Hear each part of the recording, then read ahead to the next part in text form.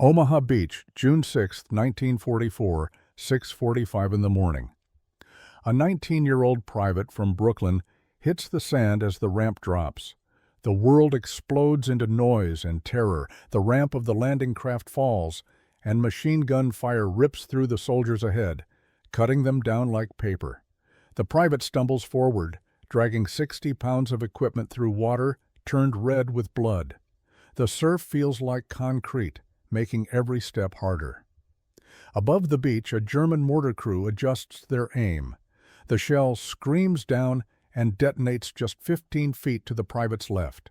The explosion hits with such force that he feels it, but doesn't hear it.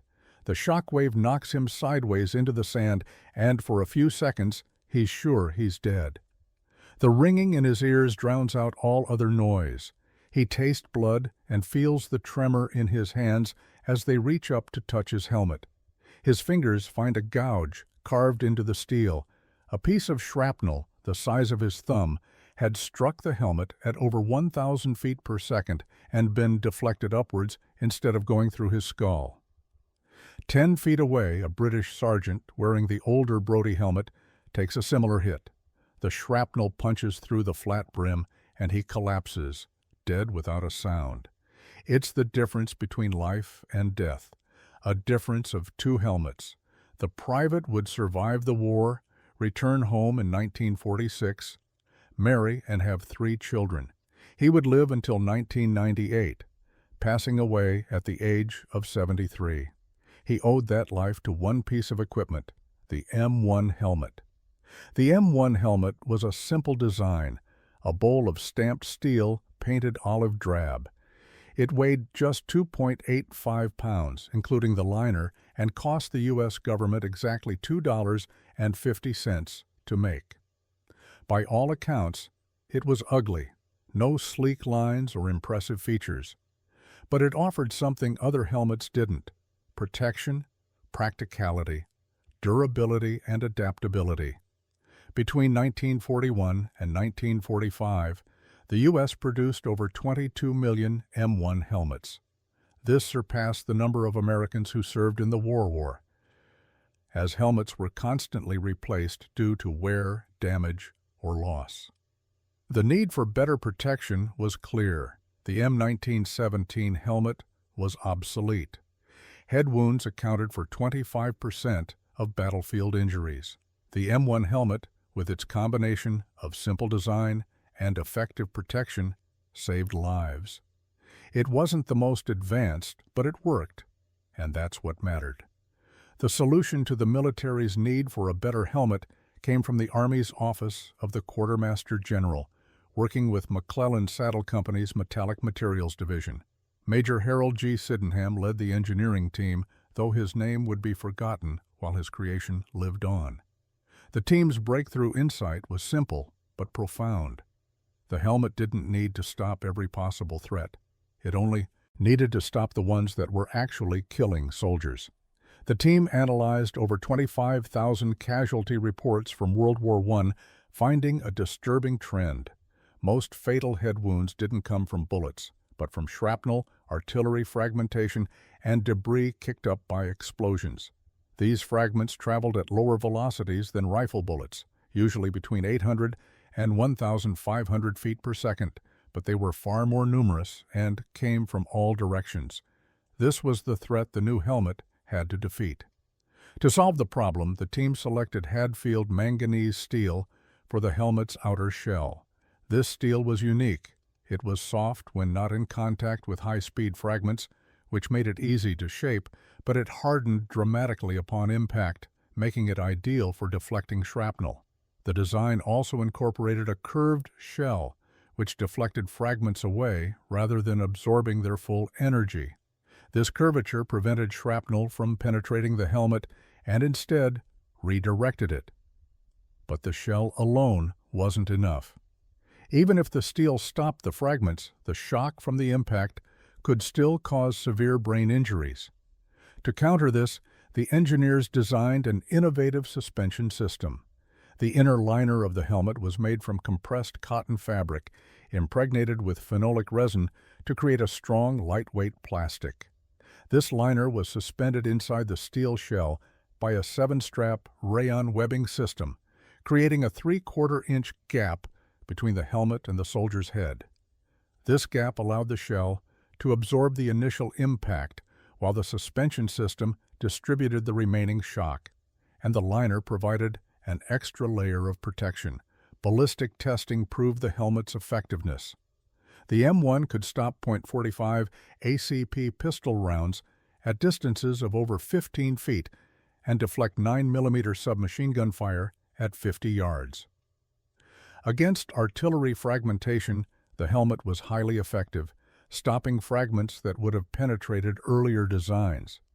It reduced fatal head wounds by 75% compared to World War I.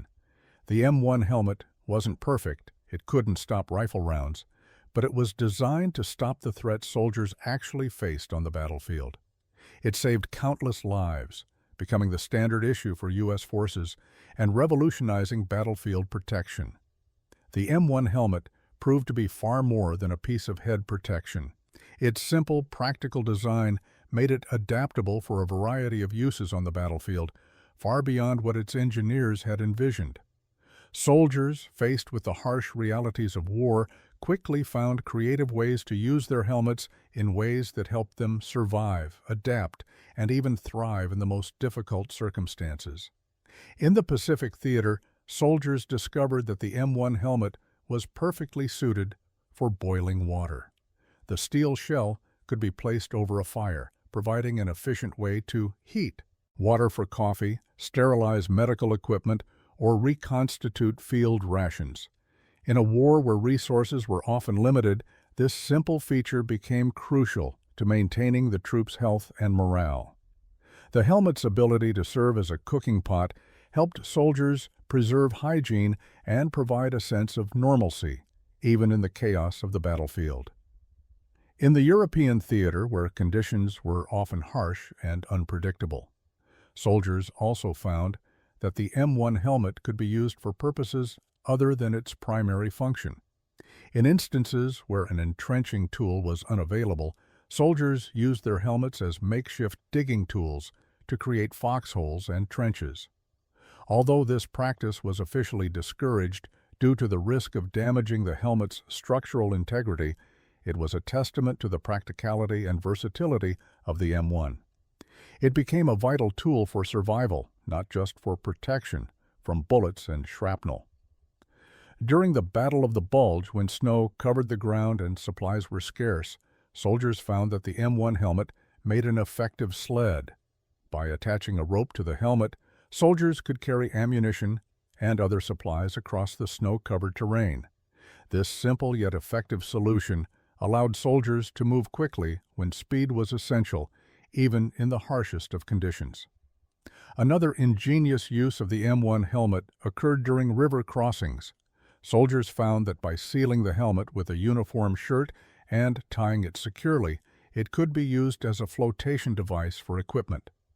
This allowed them to cross rivers with more safety, keeping their gear dry and their heads above water, which was vital in combat situations where every piece of equipment counted. The versatility of the M1 helmet was more than just a matter of convenience. It meant that soldiers kept their helmets close at hand at all times. A helmet left behind in a tent or on a backpack couldn't save anyone, but a helmet that could function as a cooking pot, a digging tool, or a flotation device was always ready when needed. The helmet was there when the machine guns started firing or when the mortars began to fall. It wasn't just protective equipment, it was an essential survival tool. The stories of soldiers who survived direct hits from shrapnel or bullets, thanks to the M1 helmet, became legendary. Sergeant James Wilson of the 101st Airborne, for example, was struck by a German Kar 98K bullet while clearing a building in Eindhoven. The bullet should have pierced his skull, but the M1's curved steel deflected it, and Wilson walked away with only a concussion. Similarly, Lieutenant Robert Hayes, commanding a Sherman tank during the Battle of the Bulge, was hit by multiple fragments from a grenade, but the helmet's unique two-piece system stopped the fragments from reaching his skull. In these and countless other cases, the M1 helmet was responsible for saving lives. The M1 became more than just equipment. It became a symbol of survival and protection. Soldiers who survived direct hits from their helmets often developed a superstitious attachment to them. They believed that their specific helmet had earned the right to continue protecting them, and many refused to swap it for a new one, no matter how damaged it had become. The helmet wasn't just a piece of military gear, it was a talisman, a reminder of the fragility of life and the preciousness of survival. This reliance on the M1 helmet, coupled with its multi-use functionality, helped soldiers stay alive. The versatility of the M1 made it one of the most important pieces of military equipment ever created. It wasn't just a helmet, it was a symbol of the American soldier's ability to adapt and persevere, a simple piece of steel and fabric that saved lives in ways no one could have predicted. In a war filled with chaos and destruction, the M1 helmet became a small but vital part of survival. By 1943, the need for effective head protection was universally recognized. Every major combatant nation understood that helmets could determine whether soldiers survived or perished in battle. As a result, a quiet but intense technological race ensued, with each side striving to develop a helmet that could offer better protection and withstand the brutal realities of warfare. The German Stahlhelm, particularly the M35 and M42 variants, was one of the most formidable helmets of the time. Its distinct coal scuttle shape offered extensive coverage, providing excellent protection for the neck and temples, areas that were particularly vulnerable to shrapnel and fragmentation from artillery. The thicker steel of the Stahlhelm provided more protection in certain circumstances, but it came with a significant trade-off: weight. The Stahlhelm, weighing 3.25 pounds, was nearly a pound heavier than the American M1 helmet. While that extra weight may have seemed insignificant at first glance, it became a significant burden when worn for extended periods. German soldiers complained about neck and shoulder strain during long missions. The added weight caused fatigue, and over time, chronic neck problems became a common complaint among German infantry. American soldiers, on the other hand, enjoyed the lighter, more comfortable M1 helmet, which weighed just 2.85 pounds and was better balanced, making it easier to wear for long stretches in the field. Despite the Stahlhelm's initial superiority in coverage and steel thickness, its production quality declined during the latter part of the war. Material shortages and strategic bombing of German factories severely disrupted production by 1943, forcing the Germans to cut corners and use lower-grade steel. Late-war Stahlhelms were often poorly made, and their quality suffered significantly. In contrast, the United States was able to maintain consistent production quality throughout the conflict. The American system was highly efficient, allowing the production of helmets at an unprecedented scale without sacrificing quality. By the end of the war, the U.S. had produced over 22 million M1 helmets, ensuring that shortages were almost non-existent. In comparison, Germany produced about 25 million Stahlhelms over the course of the war. But the late war models suffered from inconsistencies that compromised their effectiveness. The Soviet Union's SSh-40 helmet, another widely used design, represented an entirely different philosophy. It was cheap, simple to manufacture, and provided basic protection against shrapnel. The SSh-40 was made from relatively thin steel and lacked any kind of suspension system, meaning it pressed directly against the soldier's skull, causing significant discomfort and neck strain during prolonged use. While it was functional in terms of ballistic protection, the lack of comfort and the absence of a suspension system made it a less desirable option for soldiers who had to wear it for hours on end. The key advantage of the M1 helmet was its combination of factors that mattered most in combat: protection, comfort, durability, cost, and ease of production. It was not the best in any one category. Like the Stahlhelm, it didn't offer as much coverage, and like the SSh-40, it was not as cheap as the Soviet design. But the M1 struck a perfect balance. It protected soldiers from shrapnel and debris while being light enough to wear for hours without causing discomfort. The suspension system inside the helmet absorbed shocks, preventing concussions and neck strain. It was a piece of equipment that soldiers could wear for extended periods without issue, making it more practical than other helmets on the battlefield. Another key factor that set the M1 apart was its versatility. The helmet was not just a piece of protective equipment. It could also serve many other practical purposes. Soldiers used their helmets to boil water, carry supplies, and even serve as makeshift sleds in the snow. In some cases, they used the helmets as flotation devices during river crossings. This adaptability meant that soldiers kept their helmets close at hand, always ready for whatever the battlefield demanded. While the M1 helmet was not the most advanced helmet in every aspect, it was the most effective overall. It became the standard issue for U.S. forces, and its influence extended far beyond World War II. Its design, though simple, would inspire the helmets used in later conflicts, such as the Korean War and Vietnam War. The M1 was used by American forces for over 40 years, making it the longest-serving military helmet in history. The M1's legacy goes beyond its effectiveness in combat. Its design shaped the way future helmets were made, influencing military headgear for decades.